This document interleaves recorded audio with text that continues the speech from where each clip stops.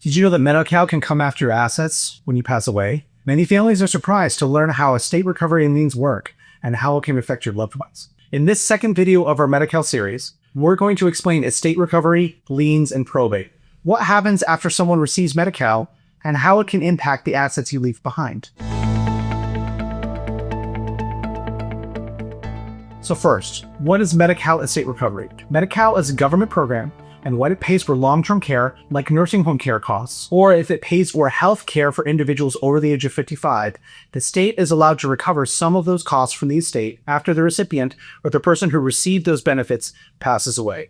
Example, Joan, age 85, spent 3 years in a nursing home paid by Medi-Cal. When she passes, California might place a lien on her house or claim other assets from her estate to recover what it paid. This is different from regular Medi-Cal benefits like doctor visits and prescriptions. Estate recovery usually applies to long-term care costs and sometimes to home and community-based services if received over the age of 55. One important thing to note here, Medi-Cal only takes assets from a probate estate. So that means that if someone passes away and their assets pass through probate, that Medi-Cal can try to collect. Probate only happens if someone dies and they have assets that are passing to another person. So if someone has nothing, there's no lien.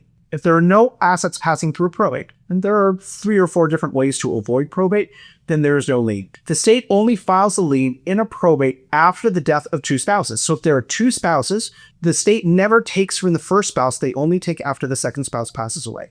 Liens apply to real property, but in some cases, the state can also recover from other assets that are passing through a probate estate. Let's go through an example. Tom and Alice own a house together. Alice receives Medi-Cal for long-term care. The house passes to Tom because they owned it together in something called joint tenancy. Tom received the house.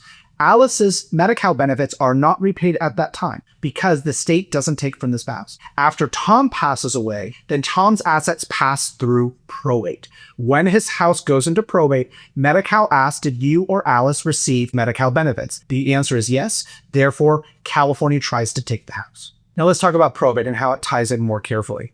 Probate is the legal process of distributing a deceased person's estate, paying debts, and distributing assets to heirs. If Medi-Cal provided benefits during someone's lifetime, they can make a claim in probate. It's not automatic, but Medi-Cal gets to make a claim. A claim is either approved by the personal representative or is denied by the personal representative. That's the person who's in charge of administering the probate. And then Medi-Cal gets to sue, and the judge decides whether it's a valid claim. Just so you know, Medi-Cal most likely wins their cases. So example, Linda received $80,000 of Medi-Cal during her lifetime. During her probate, the state makes a demand of $80,000. The claim is either approved by the personal representative or the judge. After the claim is approved, the Medi-Cal lien has to be paid.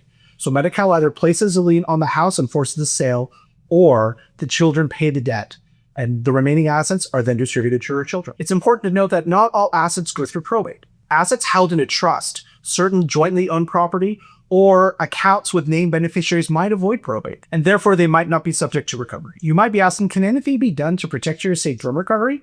Medi-Cal only takes assets from a probate proceeding, so our goal is to avoid probate. Some strategies include revocable trusts, that's proper structured living trusts that can pass assets to family members or friends, whoever the beneficiaries are, and that avoids probate. Another tool is irrevocable trust. Properly structured trusts can remove assets from the estate before Medi-Cal recovery applies. These are sometimes used with or without revocable trusts. We're going to discuss irrevocable trusts in a different video. Beneficiary designations. Naming beneficiaries to retirement accounts, life insurance, or bank accounts will avoid probate, and therefore Medi-Cal recovery. But they need to be coordinated with your trust or overall estate plan. Careful gifting. Giving assets away too easily can trigger penalties, but if done strategically, it can help preserve your wealth for your family members. We'll cover these tools and options in other videos. Each of these tools has different purposes and goals.